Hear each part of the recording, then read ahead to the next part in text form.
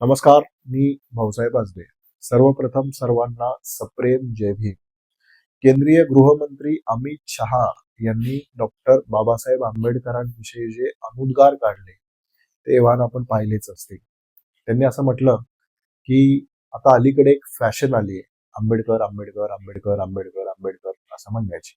आणि इतक्या वेळा जर देवाचं नाव घेतलं असतं तर 7 वेळा स्वर्ग मिळालं असतं. आता अमित शहा हे वक्तव्य करण्याच्या आधी काय बोलले आणि नंतर काय बोलले यानं फारसा फरक पडत नाही. कारण मुळात हे वाक्यच असं आहे की ते आक्षेप घ्यावा आक्षेपार्ह आणि कुठेतरी डॉक्टर बाबासाहेब आंबेडकर यांच्या विषयीची एक प्रकारची तुच्छता प्रकट करणार असं आहे. ते कसं आहे पहा. म्हणजे त्यामागची यांची जी सायकोलॉजी आहे, त्यांची जी मानसिकता आहे ती कशी आहे पहा. आपण एखाद्या गोष्टीला फॅशन कधी म्हणतो, म्हणजे एखादी गोष्ट तात्पुरता त्या कालखंडापुरती खूप चर्चेत असेल, त्याला काहीतरी खूप वलय असेल, त्याला खूप समाजामध्ये काहीतरी ऍक्सेप्टन्स असेल, तर त्याला फॅशन असं म्हटलं जातं, जी तत्कालीन त्या काळापुरती राहते. आता आंबेडकरांचा जो जयघोष केला जातो, म्हणजे पहा, घटना आपण स्वीकारली त्याला 75 वर्ष झाली आणि या पूर्ण 75 वर्षाच्या कालखंडामध्ये या देशामध्ये एकही दिवस असा गेलेला नाहीये की डॉक्टर बाबासाहेब आंबेडकरांचं स्मरण कोणी केलेलं नाही किंवा जय भीम हा जो घोष आहे तो कुठे झालेला नाही. आणि त्याच्यामुळे ज्या व्यक्तीचं नाव आपण दररोज स्मरावं, ज्या व्यक्तीनं आपल्याला हे संविधान दिलंय, या संविधानाचे शिल्पकार असणारी जी व्यक्ती आहे तिच्याविषयी दररोज सकाळ संध्याकाळ आपण कृतज्ञता व्यक्त करावी, अशा महामानवाचं नाव घेण्याला अमित शहा फॅशन म्हणतात.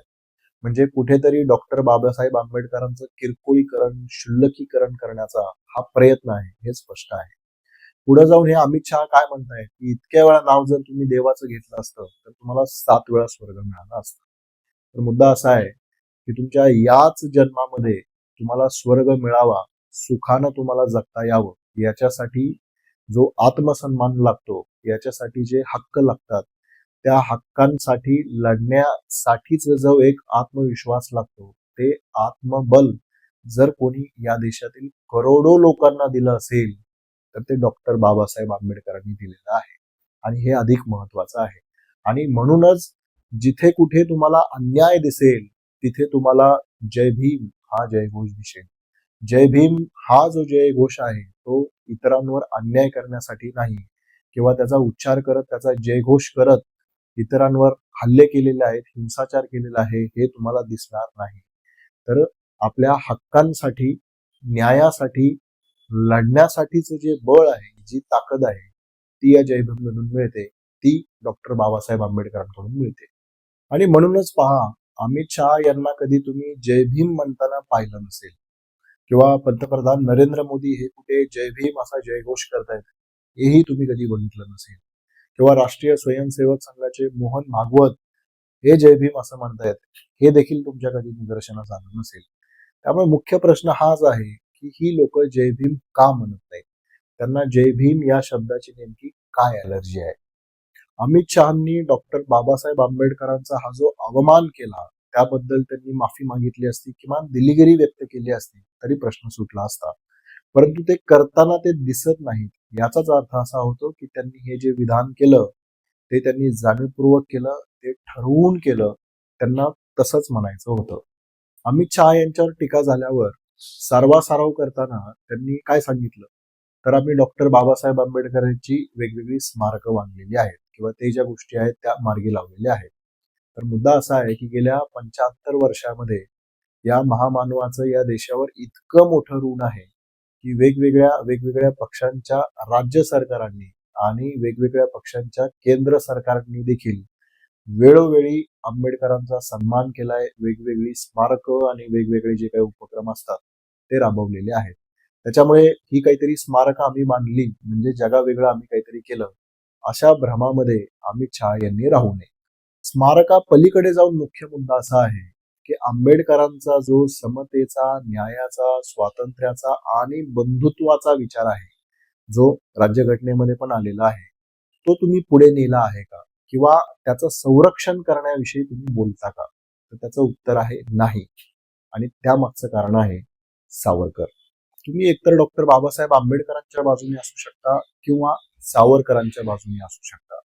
बाबासाहेब आंबेडकरांनी जी राज्यघटना लिहिली त्या राज्यघटनेविषयी सावरकरांनी काय मत व्यक्त केलं होतं ते विरोधी पक्षनेते राहुल गांधी यांनी परवाच लोकसभेमध्ये वाचून दाखवलं. सावरकर असं म्हणाले होते की या राज्यघटनेमध्ये भारतीय म्हणावं असं काहीच नाही आणि घटनेपेक्षा संविधानापेक्षा मनुस्मृती श्रेष्ठ आहे अशा प्रकारचं विधान सावरकरांनी केलेलं होतं.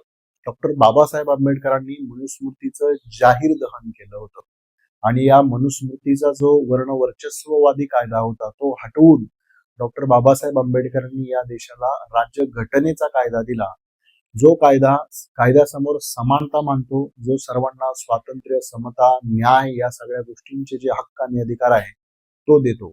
आणि त्याच्यामुळेच तुमची जर संविधानाविषयी बांधिलकी असेल तर तुम्ही मनुस्मृतीचा धिक्कार करता, मनुस्मृतीचा जो कायदा आहे तो तुम्हाला अमान्य आहे अशी जाहीर भूमिका घेता.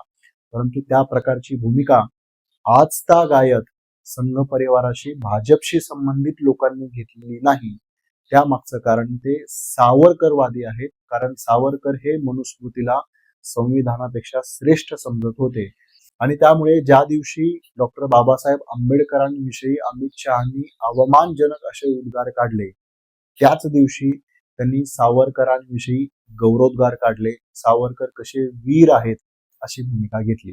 त्याच्यामुळे अमित शहा यांच्या तोंडून जे बाहेर पडलेलं आहे ते अचानकपणे आलेलं नाही. गेली 75 वर्ष संघाच्या शाखेमधून, त्यांच्या बौद्धिकांमधून आंबेडकरांविषयीचा आणि आंबेडकरांनी जी मूल्ये सांगितली, आंबेडकरांनी जे संविधान दिलं, जे हक्क दिले त्याच्याविषयीचा तुच्छतापूर्व असा जो प्रचार आहे तो आतापर्यंत करण्यात आलेला आहे. आणि त्याच्यामुळेच ते जे सबकॉन्शियस मध्ये कुठेतरी जी गोष्ट बसलेली होती ती त्या दिवशी अमित शहाच्या तोंडून बाहेर आली. डॉक्टर आंबेडकर यांनी जेव्हा धर्मांतर केलं तेव्हा त्याविषयी सावरकरांनी अत्यंत कडवट, अत्यंत तुच्छतापूर्वक, आक्षेपार्ह अशा भाषेमध्ये भूमिका मांडलेली होती. आणि त्यामुळेच प्रबुद्ध भारत हे जे वर्तमानपत्र होतं ज्याचे संपादक स्वतः डॉक्टर आंबेडकर होते त्याच्यामधली ही हेडलाईन पहा.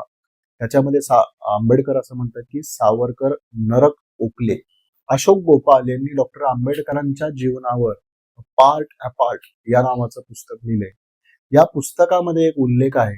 तो उल्लेख असा आहे की डॉक्टर आंबेडकरांनी कमलाकांत चित्रे यांना 1952 साली एक पत्र लिहिलेलं होतं आणि त्या पत्रामध्ये त्यांनी असा स्पष्ट उल्लेख केला होता की निवडणुकीमध्ये मुंबईमधून डॉक्टर आंबेडकर जेव्हा उभे राहिलेले होते तेव्हा त्यांना पाडण्यासाठीचं कटकारस्थान हे सावरकरांनी केलेलं होतं. लोकसभेमध्ये राहुल गांधींनी एका हातामध्ये संविधान घेतलं होतं आणि दुसऱ्या हातामध्ये मनुस्मृती घेतली होती आणि त्यातून त्यांनी हा संदेश दिला होता की एकतर तुम्ही संविधानाच्या बाजूने असू शकता किंवा तुम्ही मनुस्मृतीच्या बाजूने असू शकता. अमित शहा यांनी संसदेमध्ये ते जे भाषण केलं त्या भाषणामधून त्यांनी हे स्पष्ट केले ते डॉक्टर बाबासाहेब आंबेडकरांच्या बाजूने नाहीत तर ते सावरकरांच्या बाजूने आहे.